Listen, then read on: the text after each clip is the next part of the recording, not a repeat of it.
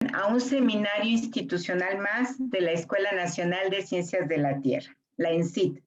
En esta ocasión tenemos el gusto de ser acompañados por la doctora Erika Danae López Espinosa.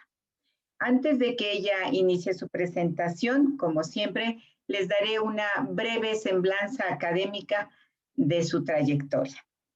La doctora López Espinosa estudió la licenciatura en Ciencias Computacionales en la Universidad Autónoma de Puebla y la maestría y el doctorado también en Ciencias Computacionales en el Instituto Nacional de Astrofísica, Óptica y Electrónica, el INAOE, en Puebla. Las áreas de investigación de la doctora Erika Danae son la modelación numérica meteorológica de mesoescala, el análisis de eventos extremos empleando modelación numérica y observaciones, la validación y calibración de sistemas de pronóstico meteorológico y los impactos en la modelación meteorológica de mesoescala debidos al cambio en la cobertura del suelo. La doctora Erika López también es profesora de la Escuela de la Licenciatura en Ciencias de la Tierra de la Facultad de Ciencias de la UNAM. Allí ella imparte las asignaturas de computación y análisis de datos geofísicos y también imparte talleres de investigación para las orientaciones de ciencias atmosféricas y acuáticas. La doctora López actualmente es investigadora del Centro de Ciencias de la Atmósfera de la UNAM en el grupo de interacción Océano-Atmósfera. Adelante, doctora Erika Danae López, con su plática La modelación numérica como una herramienta para el estudio de las condiciones atmosféricas. Muchas gracias, doctora Blanca. Les agradezco antes que nada al doctor José Luis y a la doctora Blanca por la invitación de poder platicar con los estudiantes de la Escuela Nacional en Ciencias de la Tierra. Bueno, pues como el contenido de este seminario, lo que les quiero iniciar por exponer es la diferencia entre dos conceptos, el concepto del tiempo meteorológico y el clima, para posteriormente hablar de cómo se realiza el pronóstico del tiempo mediante un modelo de predicción numérica del tiempo. Voy a abarcar un poquito de historia para ver cómo es que hemos llegado hasta utilizando la infraestructura computacional para emitir un pronóstico meteorológico.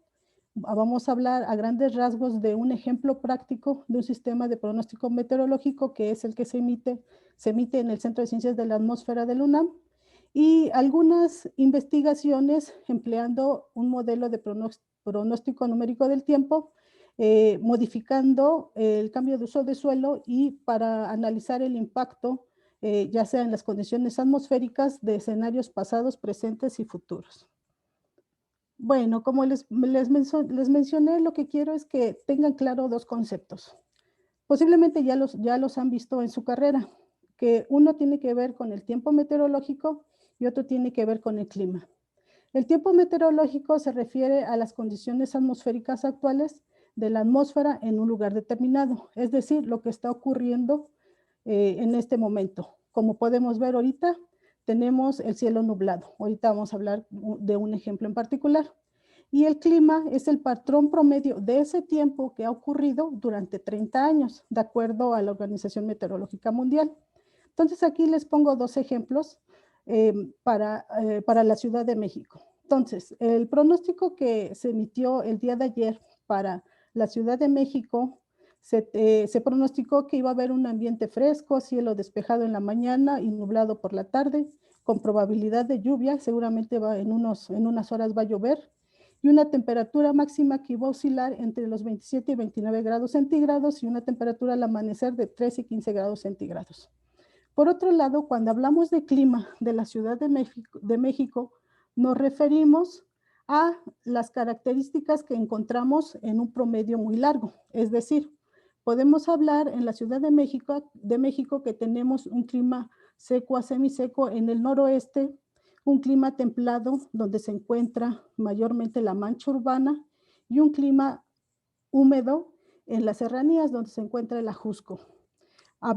Cuando hablamos de clima, que la Ciudad de México tiene una temperatura promedio de 16 grados centígrados, se presentan temperaturas máximas de 25 grados centígrados y temperaturas mínimas en los meses fríos de 5 grados centígrados. Y puede haber lluvias que oscilan anualmente entre los 600 milímetros a los 1200 milímetros en las sierras. Entonces, con esto lo que quiero enfatizar es el concepto que se usa de clima erróneamente para mencionar el tiempo meteorológico. Y esto comúnmente sucede en el habla común y principalmente en los medios masivos de comunicación. Entonces, ya teniendo claro estos conceptos, a lo que yo me refiero en este seminario es al tiempo meteorológico. Pero ¿para qué nos sirve conocer el tiempo meteorológico? Nos sirve además para realizar personalmente nuestras actividades, como salir a correr, decidir qué vestimenta vamos a utilizar o incluso para hacer planes futuros, ¿no? De una fiesta al aire libre, etcétera. Pero es muy importante para la toma de decisiones. Por ejemplo, en la agricultura se utiliza para la planificación de la siembra y la cosecha de los cultivos. En las aerolíneas para decidir si va a volar o no de acuerdo a las condiciones meteorológicas un vuelo. En las plataformas petroleras con el objetivo de embarcar o no los barriles y principalmente para proteger a los empleados que se encuentran en esas plataformas petroleras que están mar adentro. Incluso nos sirve para prevenir y disminuir el impacto por eventos extremos de lluvias intensas que pueden ocurrir y principalmente en esas zonas que son muy susceptibles a inundarse. Entonces, vemos que no solo nos sirve para la toma de decisiones personales, sino para toma de decisiones en diferentes ámbitos. ¿Pero qué es el pronóstico del tiempo meteorológico? Pues es la predicción del estado de la atmósfera en un lugar y un momento determinado. ¿Esto por qué? Porque la atmósfera, la temperatura, el viento, la humedad va a estar cambiando constantemente, dependiendo de dónde nos encontremos, a la altura en la que nosotros estemos. Y es muy importante estarlo pronosticando porque no es el mismo el tiempo que ya vimos en la mañana o el que tenemos ahorita por la tarde. Incluso el que hay aquí en la Ciudad de México o en los países que se encuentran sobre el Pacífico. Bueno, entonces, como vemos, es muy importante estarlo pronosticando porque este tiene una variación incluso de minutos, de horas, incluso hasta de minutos. Y la atmósfera es muy dinámica.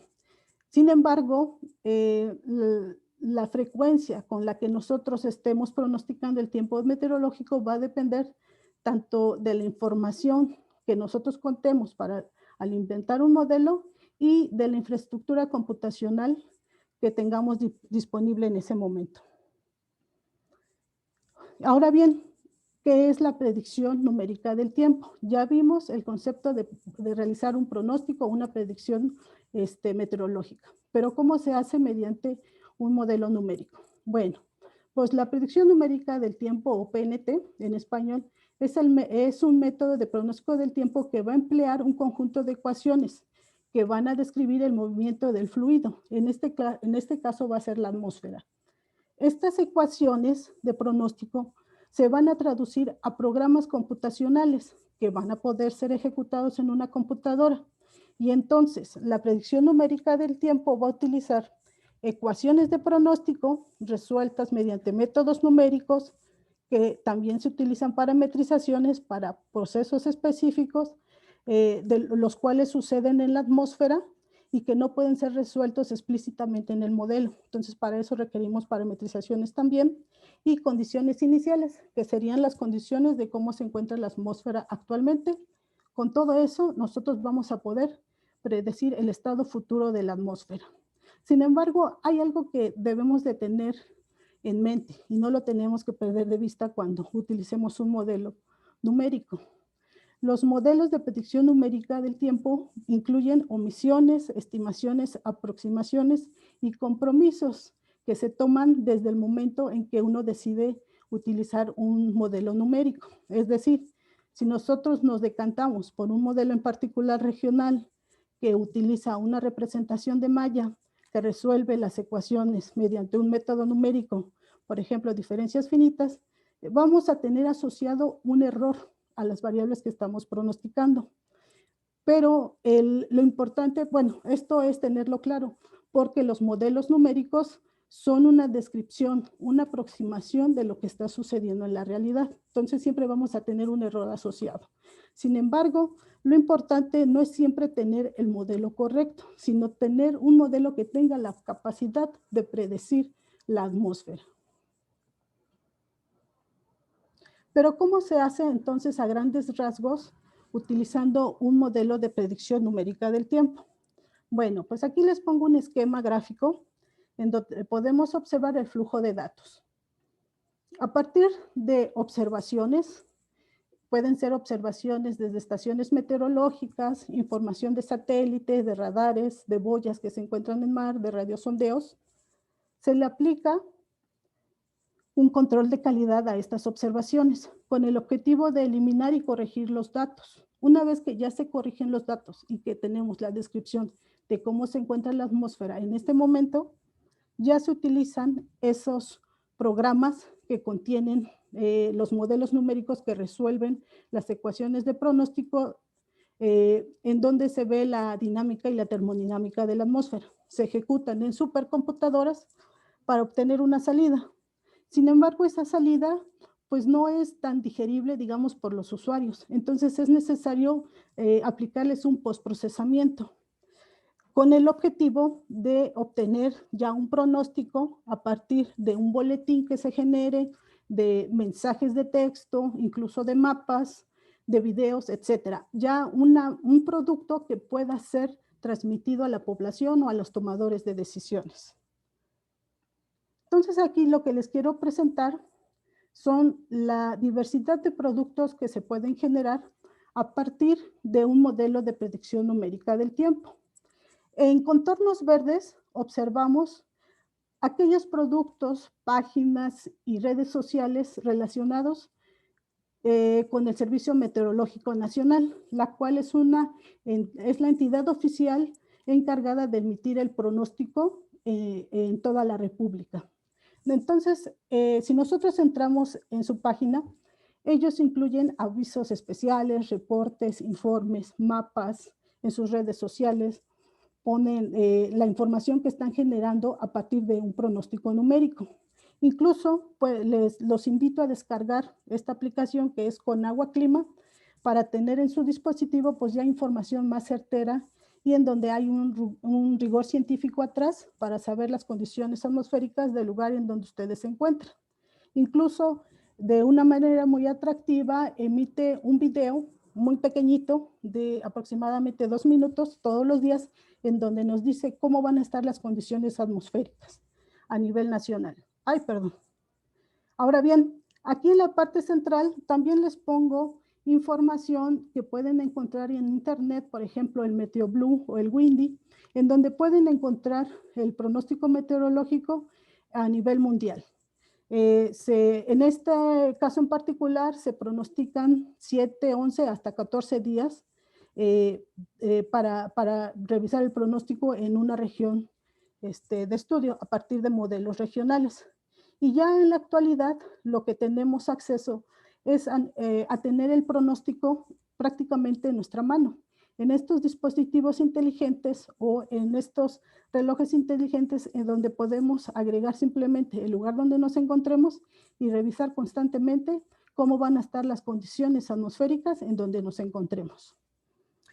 Por otro lado, aquí en contornos azules, pues les presento la página del grupo Interacción Océano-Atmósfera, en donde se emite todos los días el pronóstico meteorológico, se dan diferentes productos a los usuarios y las pantallas que ya son lo nuevo que se tiene de este pronóstico, lo más nuevo que se tiene, en cuanto se presentan los diferentes productos que tienen o que se generan a partir del modelo atmosférico, si nosotros llegamos a ir al Centro de Ciencias de la Atmósfera. Pero ¿cómo hemos llegado nosotros hasta este momento? Desde el desarrollo de las ecuaciones hasta tener ya de manera tan automática o tan fácil el pronóstico ya en nuestras manos de una región en particular. Pues bueno, La historia relativamente es corta, digamos que es una disciplina pues no tan antigua, ¿no? Este inició en 1904, cuando el físico y meteorólogo noruego planteó las ecuaciones primitivas que se usan en la modelación del tiempo, y no solo del tiempo, sino también del clima. Se dice que en 1904, en una conferencia en Washington, él lo que planteó es que todo problema atmosférico se puede reducir a establecer la posición y movimiento de las partículas que se encuentran en el aire y se le puede predecir su estado futuro, posición y movimiento en un instante determinado. Y esto es aplicando las leyes de la física. Él lo planteó en dos escenarios, una etapa de diagnóstico y una etapa de pronóstico. La etapa de diagnóstico tiene que ver con definir el estado inicial de la atmósfera a partir de observaciones. Y la etapa de pronóstico tiene que ver con aplicarle a esa información las leyes del movimiento para determinar cuál sería el futuro de esas partículas que se encuentran en el aire. Entonces, desde esta época, aunque él planteó las cuestiones teóricas y las ecuaciones, ya vislumbraba una manera práctica para resolver este problema atmosférico. Y no fue sino hasta 1922 cuando Richardson, un matemático, físico y meteorólogo británico, que implementó esas ecuaciones que se definieron en 1904, haciéndole la resolución mediante métodos numéricos.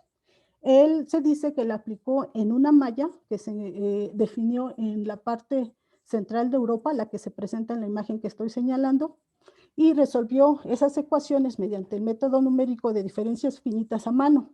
Obviamente se tardó mucho tiempo, más de lo que él estimaba, se dice que se tardó 6 semanas en pronosticar la presión superficial y falló, porque era de esperarse, ¿no? Sin embargo, desde esta época él ya vislumbraba una solución numérica a esas ecuaciones que se plantearon en 1904. Y desde entonces es que se habla ya del sueño de Richardson. Y aquí van a tener algo ya en mente, en donde él visualizaba un conjunto de personas, muchas personas, a los cuales les llamaba resolvedores, que iban no solamente él a resolver las ecuaciones para pronosticar algo, sino que iban a ser un conjunto de personas resolviendo esas ecuaciones, comunicándose síncronamente, pero siendo dirigidos por alguien, por un director. Entonces, desde aquí ya él vislumbraba una solución también práctica, sin haber computadoras, ¿no? Ya podemos ver que había una especie de procesadores en donde estaban los núcleos que actualmente utilizamos. Fue hasta 1950, 50 años alrededor, de 50 años, que ya un conjunto de investigadores, los cuales están ahí, Newman, Carney y Ragnar, emplearon ya la computadora ENIAC. Esta computadora que fue creada en 1946 para fines balísticos. Una vez que desecharon el uso de esa computadora, bueno, pues la cedieron a la investigación. Como pueden imaginarse, era una computadora muy grande. Se dice que alrededor de 167 metros cuadrados. En esa época, cuando se utilizaba para las cuestiones balísticas, pues era operada por 6 programadoras, ¿no? Que finalmente se les reconoció el trabajo que hicieron en esa época. Y bueno, esta computadora, este conjunto de investigadores la usaron y emitieron el primer pronóstico numérico exitoso, es decir, utilizando lo que ya se había desarrollado en 1904, esas ecuaciones, resolviéndolos con métodos numéricos en 1922, y ahora ya metiéndolo en un programa computacional en esta computadora. Y obviamente se realizó para el área de Estados Unidos y se dice que empezó a realizarse un pronóstico a 2 días, es decir, 48 horas. 4 años después fue cuando Rossby, junto con un con un grupo de meteorólogos, realizaron el primer pronóstico operacional del tiempo. ¿Y aquí a qué me refiero con eso? No solamente se realizaba ya sobre una computadora, sino que ya era más autónomo, ya requería en lo mínimo de intervención humana. Y lo hicieron sobre la computadora BESC, que fue desarrollada en el 53. Aquí podemos ver la interfaz de la consola con la que se desarrolló el primer pronóstico operacional del tiempo y se realizó para la región del Atlántico Norte. Y se dice que corría ya 3 veces por semana. Es decir, de manera autónoma ya emitía pronósticos 3 veces por semana. Actualmente lo que se hace, o particularmente en nuestro caso, emitimos un pronóstico todos los días. Entonces, vean, todo el camino que se necesitó para plantear las ecuaciones y para utilizar ya las tecnologías que tenemos a nuestra mano, porque pues siempre vamos a estar limitados por los recursos económicos, ¿no? Entonces, aquí les presento, les voy a hablar un poco de un pronóstico operacional meteorológico, que es el que se ejecuta en el Centro de Ciencias de la Atmósfera. Lo pueden consultar en esta liga y bueno, van a ver que se generan diferentes pronósticos. En particular, pues me estoy enfocando en el meteorológico. Dándole clic sobre este icono, entran a todos los productos que se generan a partir de ese pronóstico empleando el modelo WRF. Ahorita vamos a hablar un poquito más de él. A grandes rasgos, ¿cuáles son las características de este modelo? Bueno, como ya les comenté, se ejecuta todos los días. Se ejecuta sobre una supercomputadora, la cual se llama Ometeotl y se tiene en el Centro de Ciencias de la Atmósfera en un cuarto frío. Se tienen 40 nodos, los cuales tenemos disponibles 1.360 núcleos. Sin embargo, el pronóstico operativo solamente utiliza 5 nodos de esos 40 y solo requiere de 110 núcleos para tener un pronóstico, digamos, a tiempo. Ese pronóstico se realiza en 2 resoluciones, una a 15 kilómetros que abarca la República Mexicana y otro a 5 kilómetros que abarca el centro de México. Este pronóstico, para ejecutar el modelo atmosférico o el modelo de predicción numérica, tarda 2 horas con esta resolución y esta configuración. Sin embargo, se tarda 4 horas más para generar todos los productos gráficos y las series de tiempo relacionadas con las variables atmosféricas, ya sea que sean variables directas que se pronostican o variables calculadas a partir de esas que se están pronosticando. Y solamente a manera de ejemplo, aquí a la parte derecha podemos ver algunos de los mapas, ¿no? Precipitación, viento, temperatura en superficie, el viento en diferentes niveles, nubosidad, etcétera. Y solamente a manera para no entrar tanto en detalle, algo de la configuración que se requiere para poder emitir ese pronóstico. Bueno, entonces, ese pronóstico del cual les hablé utiliza el modelo WRF, el Weather Research and Forecasting Model. Ya intuirán un poco cuál es la información que se requiere. Cuando hablamos de este modelo WRF, pues principalmente hablamos de los programas que se ejecutan para emitir un pronóstico o obtener una salida. Por un lado, como ya les había mencionado anteriormente, tenemos las condiciones atmosféricas de cómo está actualmente la atmósfera. Es decir, vamos a emitir el pronóstico de mañana, requerimos cómo se encuentra la atmósfera actualmente. Esto puede ser a partir de observaciones, de modelos globales. Le vamos a decir cómo se encuentra la temperatura, el viento en diferentes niveles de presión, etc.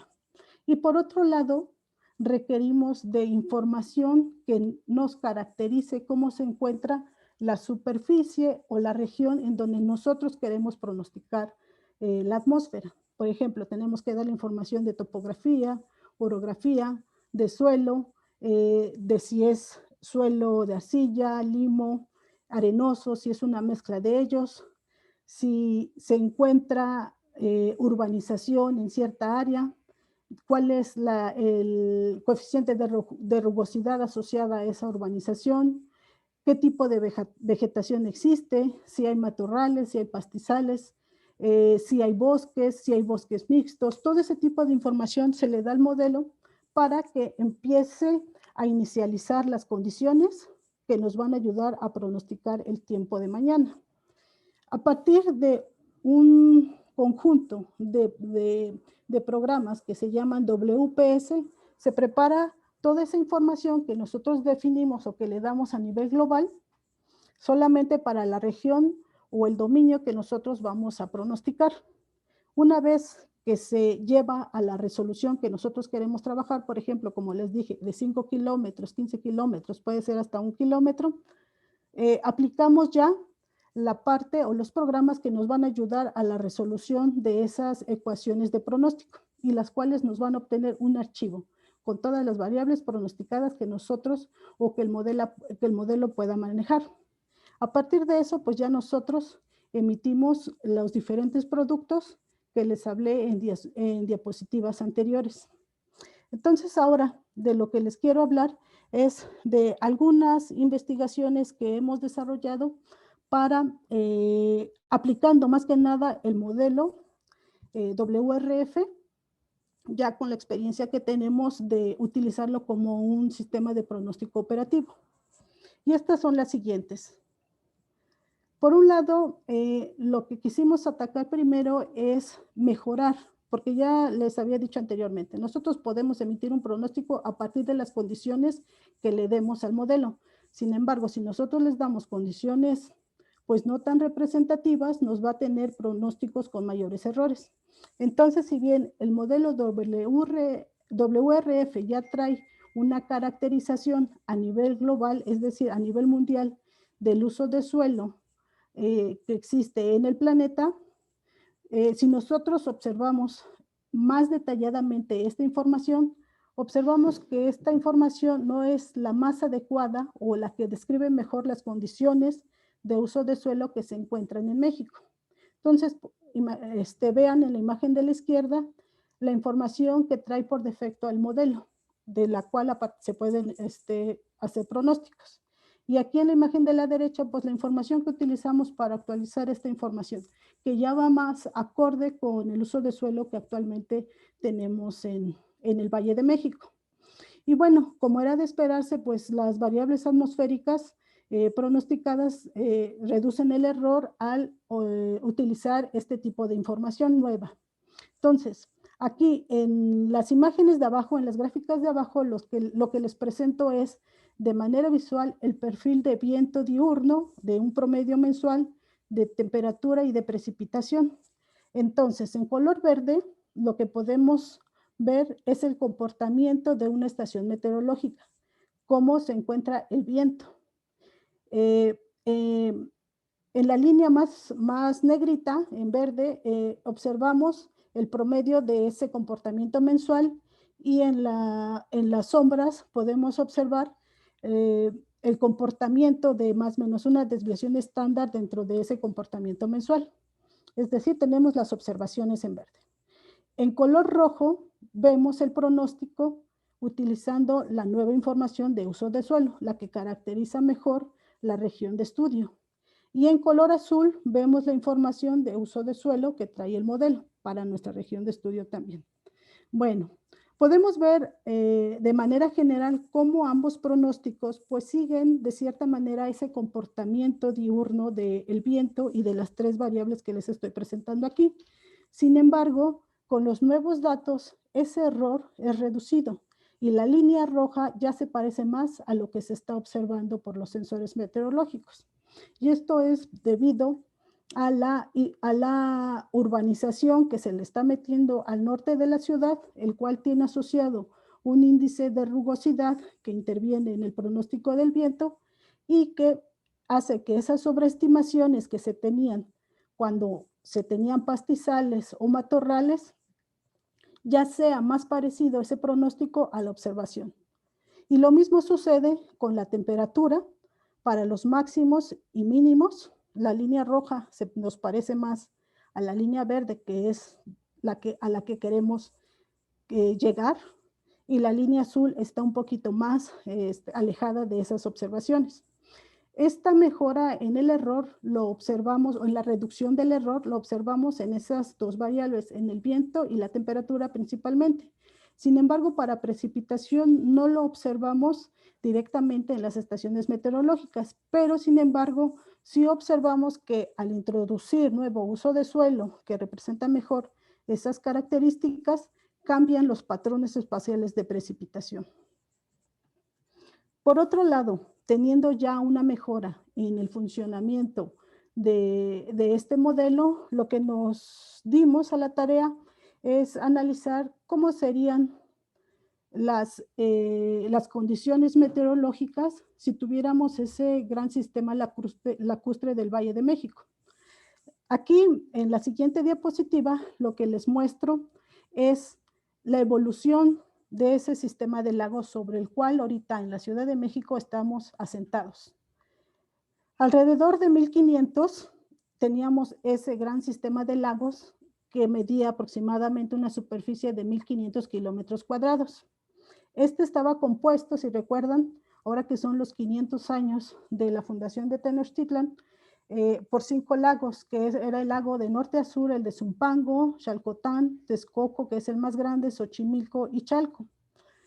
Con el asentamiento de la Gran Tenochtitlan, pues fue necesario ir desecando ese gran lago, del cual nos servía en esa época también para alimentarnos.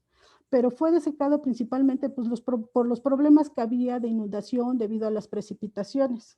Y entonces actualmente lo que tenemos en rojo les presento la mancha urbana y en azul les presento los cuerpos de agua que quedan, ya sea artificiales o remanentes de este gran sistema de lagos. Se dice que aproximadamente está el 1% de esos 1500 kilómetros cuadrados que teníamos de agua.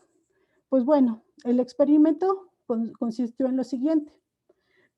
¿Cómo serían las condiciones atmosféricas si nosotros simuláramos la mancha urbana que tenemos actualmente y la comparamos con tener ese sistema de lagos antiguo? Pues lo que encontramos fue lo siguiente. Por un lado, bueno, vemos que los extremos máximos de temperatura, tanto la temperatura máxima como la temperatura mínima actualmente es mayor, es decir, tenemos días más calientes, la temperatura máxima en el día es mayor que si tuviéramos ese gran sistema de lagos, y tenemos noches más frías actualmente en comparación de tener ese gran sistema de lagos. Podemos hablar de esos incrementos en las temperaturas mínimas alrededor de 3,5 grados a 4,5 grados. Y ese decremento en las temperaturas, es decir, noches más frías, de 1,5 grados a 2 grados, dependiendo de la época del año. Lo que ocasiona estos extremos que se están alejando es que el rango diurno de temperatura, que es la diferencia en la temperatura máxima y la temperatura mínima, sea mayor y que llegue a ser hasta de 4 grados centígrados más. Es decir, en la imagen que les estoy señalando con la flechita, vemos el comportamiento de la temperatura durante todo el día. Si no tuviéramos el lago en gris y si tuviéramos el lago en color verde. Entonces observamos cómo este lago regulaba esas temperaturas en la época prehispánica. Pero también observamos que ha habido una reducción en las precipitaciones. Esto asociado precisamente por la falta ya de evaporación que ocasionaba ese cuerpo de agua y la formación de nubes que se formaban sobre ese gran sistema de lagos. La dinámica del viento en esta región también ha cambiado y se ha modificado precisamente por la urbanización. Anteriormente se generaban centros de convergencia aquí al sur que propiciaban precisamente el inicio de esas grandes precipitaciones. Ahora bien, una investigación relacionada con este gran sistema de lagos es la que realizó Alejandro, un estudiante de la licenciatura en Ciencias de la Tierra. Él estudió el impacto del lago de Chalco. Ahora les cuento. En el sur de la ciudad, a partir de 1983-86, se está generando un pequeño cuerpo de agua urbano, el cual ha evolucionado de esta manera. Su formación ha sido a partir de depresiones topográficas, acumulación de agua de las precipitaciones y ha crecido en extensión. Actualmente tiene esta forma de C invertida y se comparte en los límites de la Ciudad de México y el Estado de México. Y la superficie que tiene este lago es de 5 kilómetros cuadrados. Una cosa que se me olvidó es que también ha sido por causa de perforaciones que se han llevado acá para extraer agua superficial y dotar de agua dulce a la Ciudad de México. Entonces, desde ahí inició este cuerpo de agua urbano que se está creando. Entonces, lo que hizo Alejandro, lo que se planteó en su investigación de tesis de licenciatura es ver el impacto que está teniendo ese laguito en estas inmediaciones de esta región. Y bueno, aunque se observa un impacto muy similar al que les presenté del gran sistema de lagos, el impacto es un poco menor, ¿no? Alrededor de 2 grados centígrados, tanto para la temperatura máxima como la temperatura mínima. También se observa que modifica la dinámica de la región y los patrones espaciales de precipitación, no sobre el lago, sino en las inmediaciones del lago. Un resultado muy importante que obtiene Alejandro es el área de impacto o la circunferencia de impacto que hay en que tiene este lago urbano. Y podemos ver que esta depende de las condiciones estacionales y las condiciones atmosféricas que se presenten. Puede ser de 3 kilómetros alrededor de este lago o hasta de 6 kilómetros alrededor de este lago. Y algo muy importante, no solamente se tiene un impacto en la temperatura, precipitación y viento de las delegaciones más cercanas a él, que es Tláhuac y Valle de Chalco Solidaridad, sino que también afecta las inmediaciones de Iztapalapa, Xochimilco, Milpa Alta, Chalco, Iztapaluca. Una divulgación que salió, un artículo de divulgación que salió a partir de esta tesis que desarrolló Alejandro, fue estudiar el impacto que tiene este lago en los cultivos, en la agricultura tradicional que se tiene o que se hace de traspatio alrededor del lago de Chalco.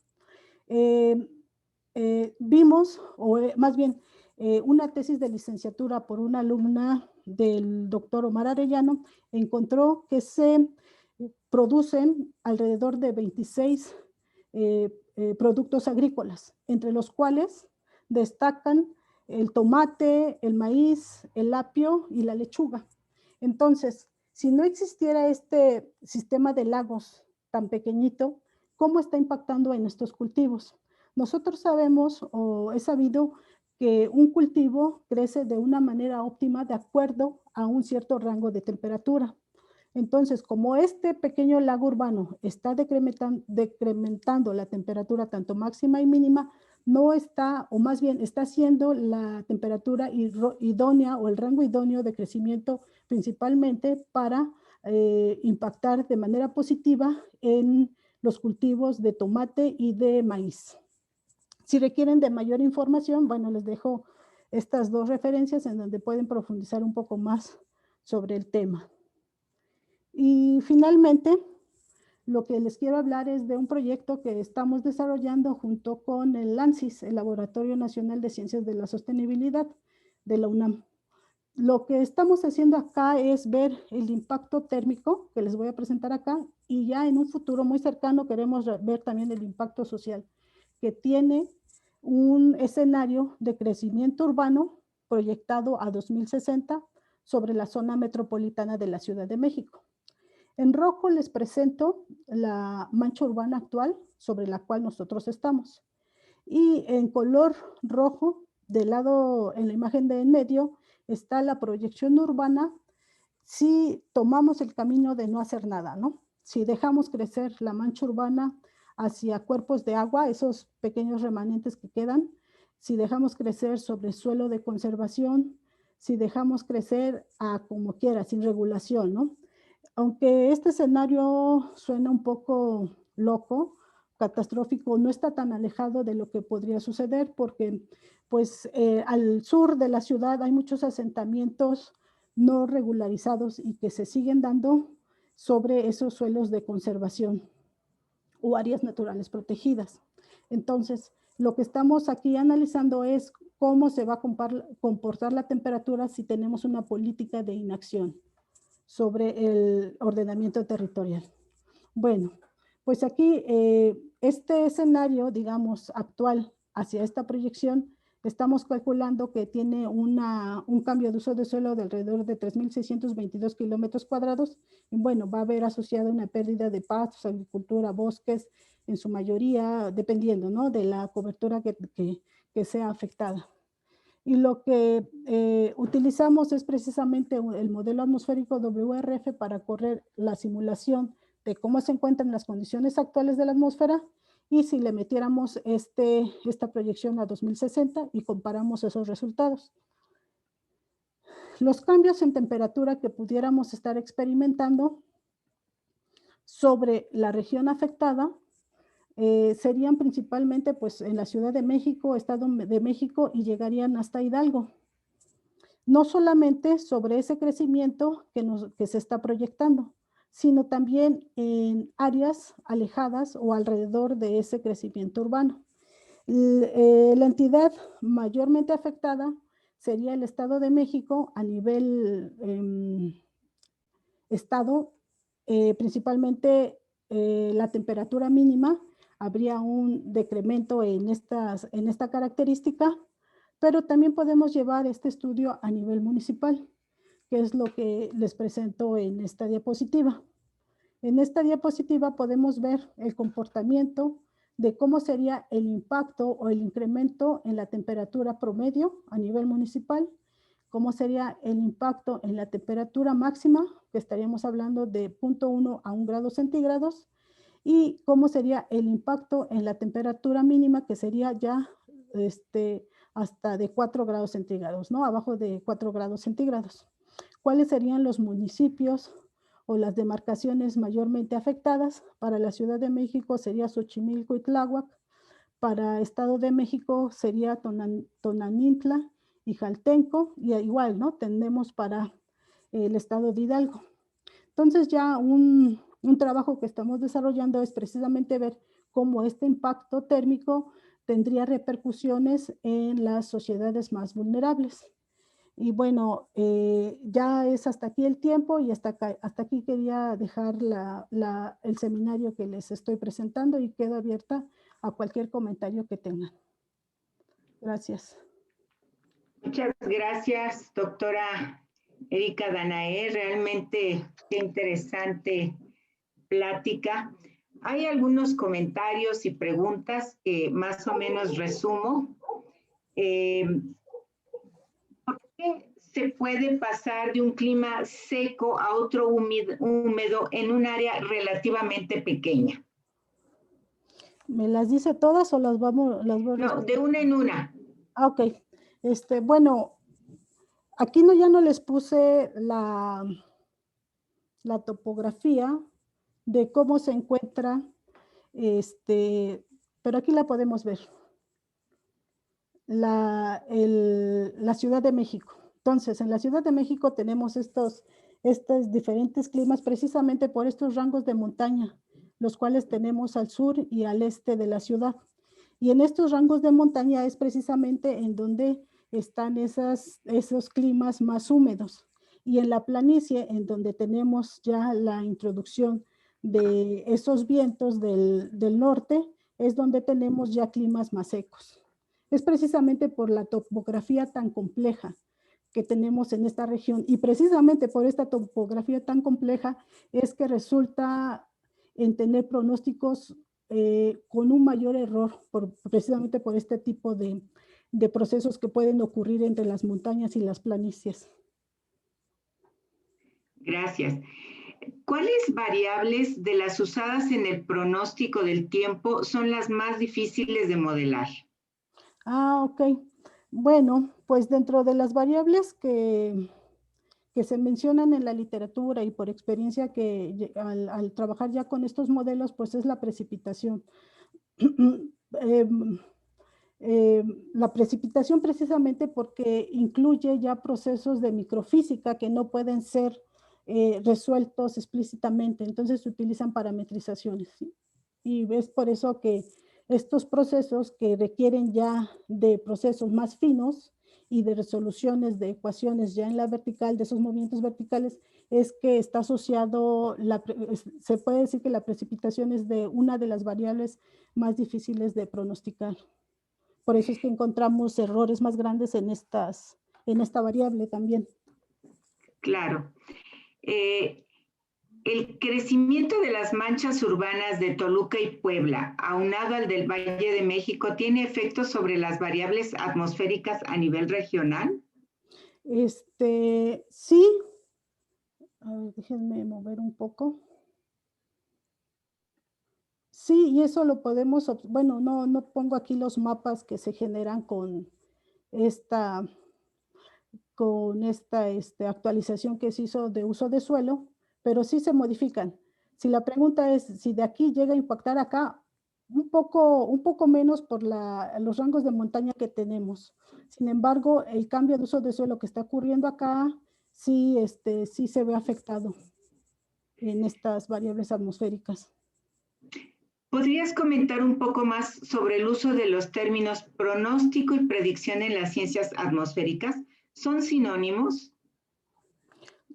Prácticamente sí, predicción y pronóstico es lo mismo. Por eso es que hablamos de predicción numérica del tiempo para realizar el pronóstico. Actualmente en el CCA se hace uso de simuladores como los que mencionaste para desarrollar investigaciones sobre la fenología de otros organismos, fauna, por ejemplo. Sí, actualmente hay mucha modelación numérica que se está haciendo también para ver el impacto de la biodiversidad, en la calidad del aire, en el movimiento del polen. Sí hay mucha investigación de diferentes grupos de investigación de ciencias tanto atmosféricas como ambientales que utilizan modelos para ver el comportamiento de estos organismos o de estas partículas. Hace 500 años, ¿cómo se sabe o qué infiere la dirección que tomaban los vientos en aquel entonces a los de hoy en día, ya que no se tienen datos de aquellos tiempos? Sí, mira, lo que se infiere es que teníamos vientos que vienen, bueno, de acuerdo al, a la época que se esté modelando. En particular te voy a hablar de la que estamos modelando en agosto. Tenemos vientos que vienen del norte, del noroeste y del noreste, que como mencioné, hacen centros de convergencia que precisamente confluyen en el centro de este gran sistema de lagos. Y precisamente se ve modificada tanto la dirección como las magnitudes asociadas a estos vientos. ¿Existe alguna variable cambiante a la hora de pronosticar una zona costera o una zona montañosa? Una variable cambiante. No entiendo mucho la pregunta. Pues no sé a qué se refiere yo tampoco, porque así es como está en el chat. No, tampoco entiendo bien la pregunta. A lo mejor Andrea Cisneros nos quiere replantear la pregunta. Mientras hay otra pregunta. Sí. ¿Se ha proporcionado la información del impacto térmico para 2060, por ejemplo, a tomadores de decisiones de la Ciudad de México? Tengo entendido que es un proyecto, bueno, este proyecto está en colaboración con los investigadores del Laboratorio Nacional de Ciencias de la Sostenibilidad. Por ese lado sí se ha proporcionado, pero no tan rigurosamente, porque no es una investigación que todavía hemos terminado, queremos hacer el impacto social. Sin embargo, está ahorita en puerta una investigación que se está haciendo precisamente con este concepto de ver qué va a pasar y qué pasaría en dos horizontes, a 2050 y a 2080. Si ponemos azoteas verdes o si dejamos crecer la urbanización de una manera desmedida. Y es con el objetivo precisamente de proporcionarle a los tomadores de decisiones una herramienta en la que se puedan basar para emitir pues las reglas y las regulaciones que ellos requieren. Está muy relacionado, este proyecto lo está llevando el doctor Francisco Estrada y estoy participando en él y es algo que se está planteando para meterlo en una próxima convocatoria, pero sí, sí se va a proporcionar. Respecto a los modelos meteorológicos, ¿cuál sería más acertado para el Valle de México? ¿El GFS o el ECMWF? Mira, no he hecho ningún estudio en que compare estos modelos, que yo te pueda decir, este es el mejor, ¿no? Sin embargo, el modelo que nosotros utilizamos global, el GFS, es el que utilizamos nosotros para alimentar precisamente las condiciones de nuestro modelo regional, que es el WRF. Pero no te podría decir este o este modelo por el momento. ¿Cómo llegan y cómo se utilizan las imágenes satelitales para el pronóstico del tiempo atmosférico? En la parte de recopilar la información, esta información se recopila tanto, no solamente de imágenes satelitales, sino de las diferentes fuentes que mencioné, para alimentar a los modelos globales. Un modelo global es el modelo que tiene una mayor resolución. Entonces, en esa parte donde se corren los modelos globales es el que nos presenta las condiciones de cómo se va a encontrar la atmósfera y utilizamos ya para alimentar el modelo regional, que en este caso sería el modelo WRF. Particularmente, no sé cómo se procesa, digamos, esa información, pero sirve para alimentar ese modelo regional a partir del cual vamos a diagnosticar la atmósfera. ¿Podrías hablarnos un poco sobre el trabajo conjunto o coordinado de los diferentes centros e instituciones que hacen pronóstico meteorológico? Mira, afortunadamente, ahorita en la dirección del Servicio Meteorológico se encuentra una persona muy proactiva que está involucrando mucho a la academia en cuanto a modelación numérica.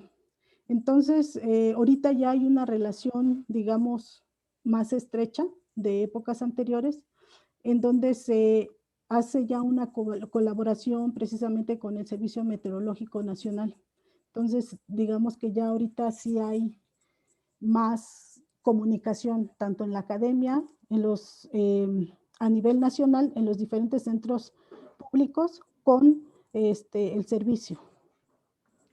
¿Se toman en cuenta las mismas variables climáticas para pronosticar el tiempo en una zona costera que en una zona montañosa?